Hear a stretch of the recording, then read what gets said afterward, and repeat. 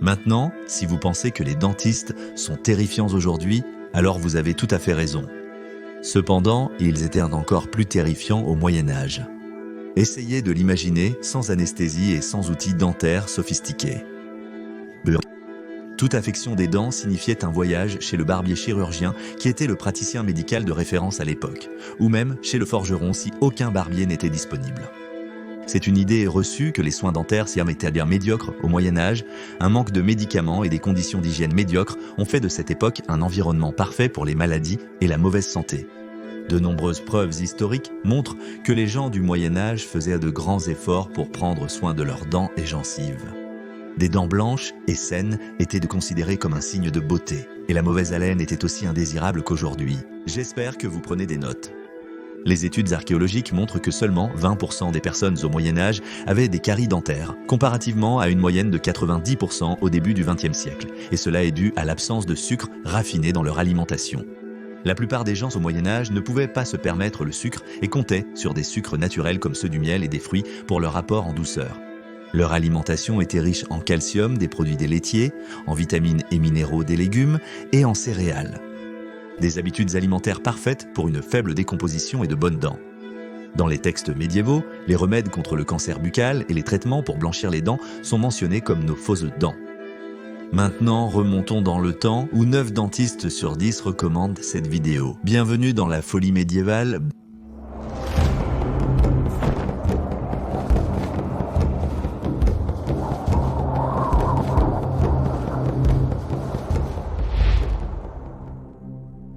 Le chirurgien barbier démoniaque, ceux qui avaient la chance d'avoir assez d'argent et avaient accès à une grande ville universitaire, pouvaient profiter de l'avancée de la dentisterie médiévale disponible. Les paysans devaient y se débrouiller avec leurs propres remèdes et les compétences d'un barbier chirurgien ou de leur propre famille et amis pour les aider à enlever une dent. De nombreuses extractions ratées ont provoqué le déplacement d'autres dents saines pendant le processus, la luxation de la mâchoire, la fracture des os et une perte de sang sévère. Les barbiers ne se contentaient pas de facturer leurs traitements brutaux, mais ils faisaient également payer la victime pour racheter leurs propres dents. Du 6e au 11e siècle, une grande partie de la dentisterie était pratiquée par des membres du clergé car ils étaient capables de lire des textes médicaux.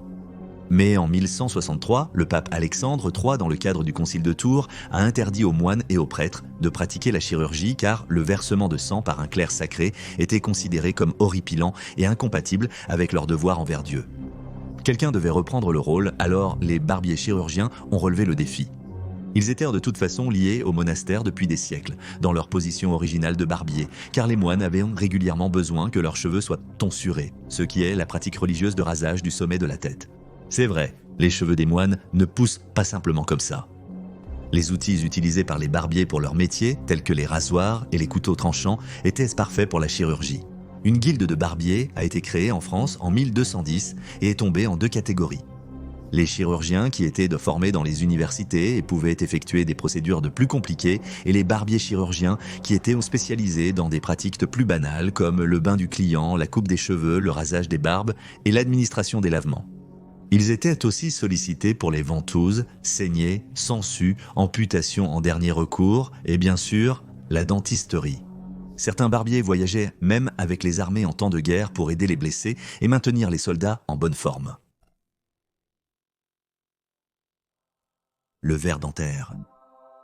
Dès 500 avant JC, les écrits des Sumériens dépeignent les vers dentaires comme une cause de carie dentaire et des preuves de cette croyance ont également été trouvées dans les anciennes civilisations chinoises, indiennes, japonaises et égyptiennes. Cette idée était encore soutenue pendant le Moyen-Âge.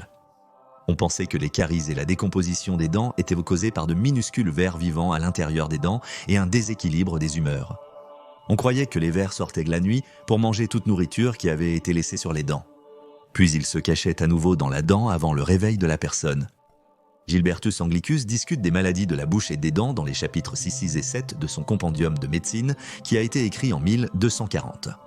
Il croyait que la douleur dentaire sans aucun gonflement était causée par une sorte de ver et il recommandait d'inhaler la fumée de graines de jusquiam brûlée comme remède. Un chirurgien flamand nommé Jan Purman, qui vivait au XIVe siècle, a déclaré que les humeurs pourries entraînaient des trous dans les dents où, je cite, « des vers grandissent dans la mâchoire ». Quand ces vers restent immobiles, Les dents ne font pas mal, mais s'ils bougent, alors ça fait mal. Il conseillait de combler la cavité avec une aiguille chauffée à blanc. Ce traitement a probablement fonctionné car il aurait tué les cellules nerveuses et arrêté le mal de dents. Bien qu'il n'arrête pas la dent de pourrir, le patient devrait probablement revenir plus tard pour une extraction. Une idée d'affaires astucieuse.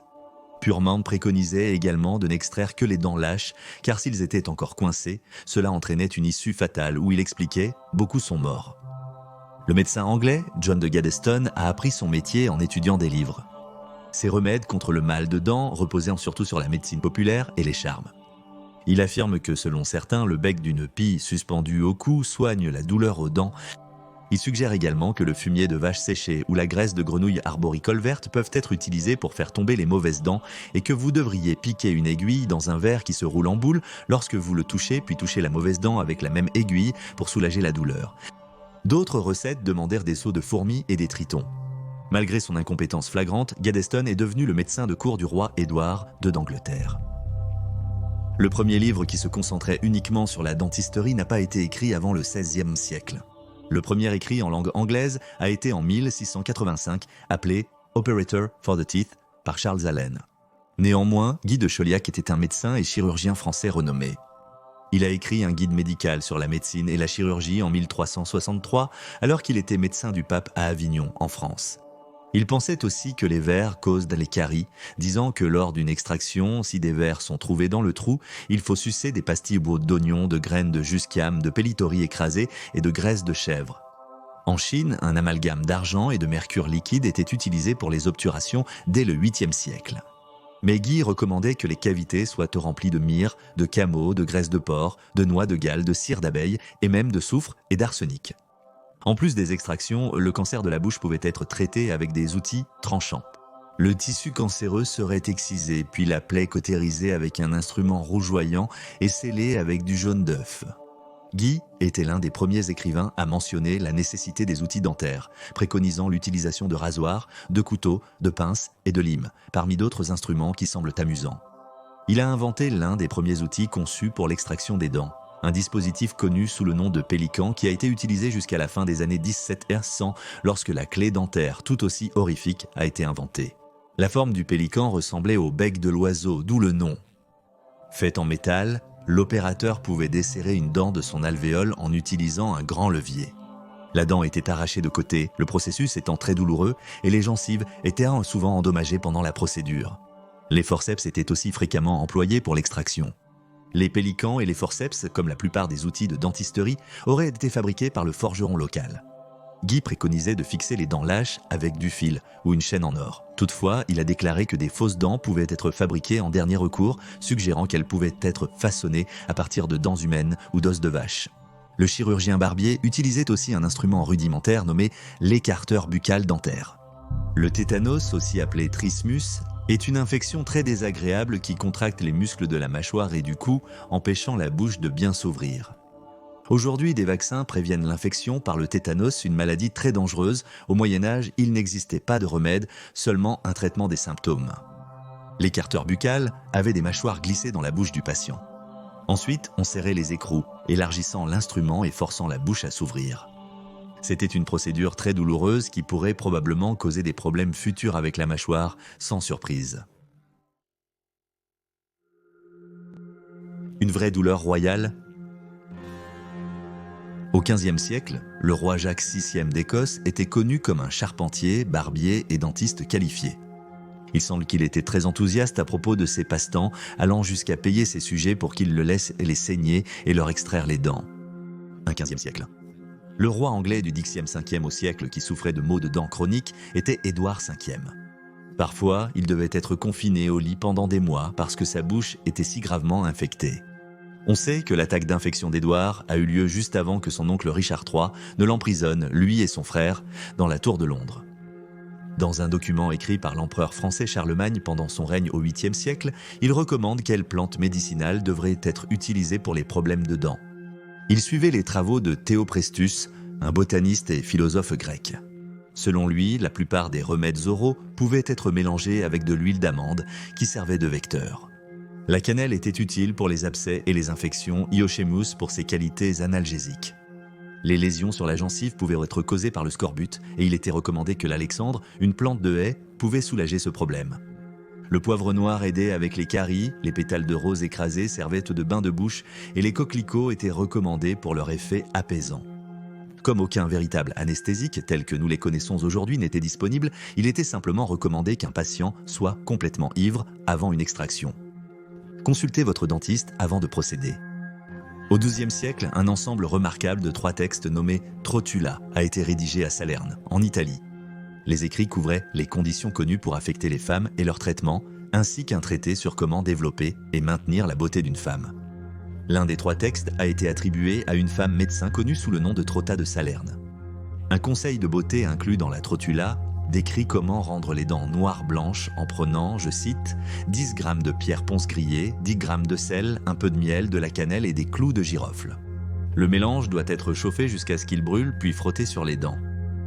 Un autre recommande qu'une femme doit, je cite, se rincer la bouche après le dîner avec un très bon vin, puis bien sécher ses dents et les essuyer avec un nouveau tissu blanc pour les rendre très blanches. Enfin, elle devrait mâcher du fenouil ou du levage de persil chaque jour car cela dégage une bonne odeur et nettoie bien les gencives.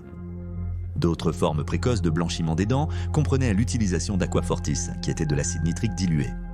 Cela blanchissait les dents, mais malheureusement, cela rongeait également l'émail et les détruisait. Alors, en vous brossant les dents ce soir, pensez à ce que nos ancêtres ont enduré chez le dentiste et soyez reconnaissants de ne pas avoir à craindre l'affreux ver dentaire. Merci d'avoir regardé Medieval Madness, j'espère que vous avez aimé, on publie une nouvelle vidéo tous les vendredis, alors abonnez-vous. Merci et passez tous une excellente semaine.